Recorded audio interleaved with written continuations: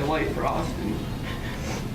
I loved him a lot. I'm sorry for what happened to your uncle, but he needs some life in prison. So therefore, I am going to find that there is probable cause to charge the... Dylan Shoemaker was playing with Ashley Smith's kids while she was at work at a restaurant. On March 19, 2013, bad news spread quickly through the small town of Springville. Dylan Shoemaker had beaten his girlfriend's 2-year-old son so badly that he could not live. She went back to his boyfriend's house and found that his older son Austin had died. He was caught by cops at home. The terrible way he was killed made his story go public.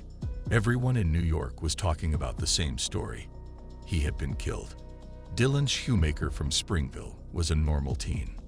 The news about this event spread very quickly. He became popular very quickly after that horrible event.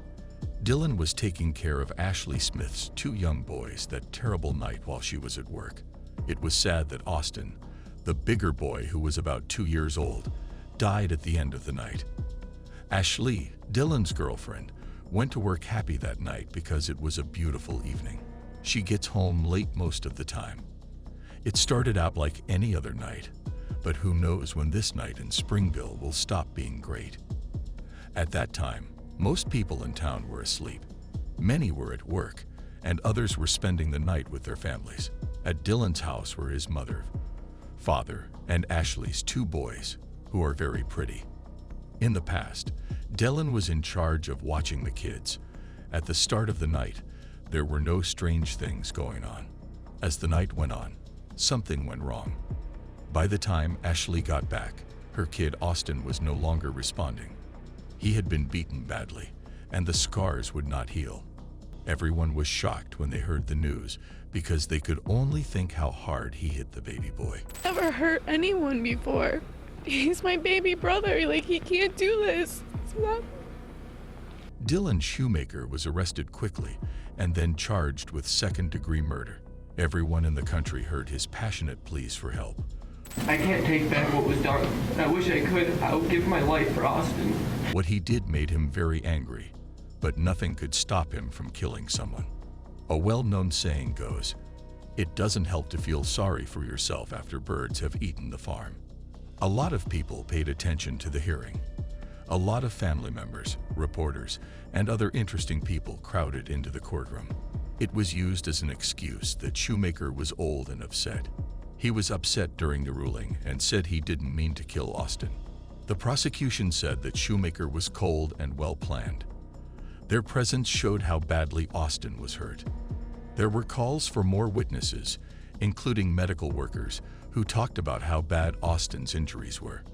I didn't mean to kill Austin. Ashley, I really didn't. I really think I did that. Dylan cried when the ruling came out.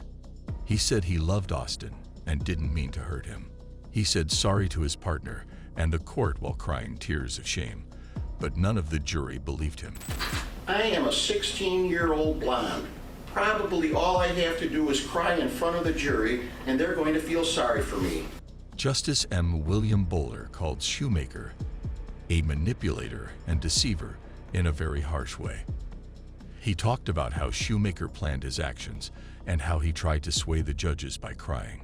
Shoemaker was given a term of 25 years to life in jail for killing Austin in the second degree.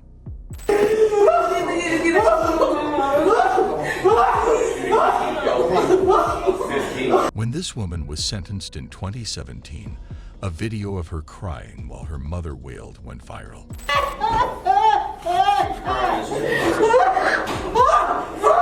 She was back in court trying to get her guilt and term thrown out. Cay Cook failed. Anthony Candela, her lawyer, asked the judge to deny her move, but the judge said no. I just want to say that I'm sorry to the people wrong that her son had to get shot because I didn't even know he was going to get shot. Candela's main point was that her former lawyers had not done enough to help her case. In March 2017, Cook put his face on a Meet Me app page to trick Perry Nida of Palm Coast into going to a meeting where he would be robbed. He brought his friend Emmanuel Manny Purcell from Palm Coast with him to the meeting in South Daytona. Kendrick Bass, Cook's partner and boyfriend at the time, shot and badly hurt Purcell during the attempted carjacking. Police say Cook and Bass worked together to steal another car just 2 days later. At the time, Cook was a student at Mainland High School. She thought she would get probation when she was sentenced in June 2017 because that's what her defense lawyer told her would happen. Circuit Judge Matt Foxman instead gave her 20 years in jail. That's what made the video of Cook and her mom reacting in court go viral. After she was sentenced, Stephen Robinson and Kelvin Daniels, 2 new lawyers, took over her case for free. In August 2017, Cook was able to change her plea because, based on what her lawyer had told her, she thought she would get probation. Robinson and Daniels said in court that they were trying to get the prosecutors to agree to a sentence of 8 to 10 years. As part of her plan to get her term reduced, Cook took part in a controlled call to Bass.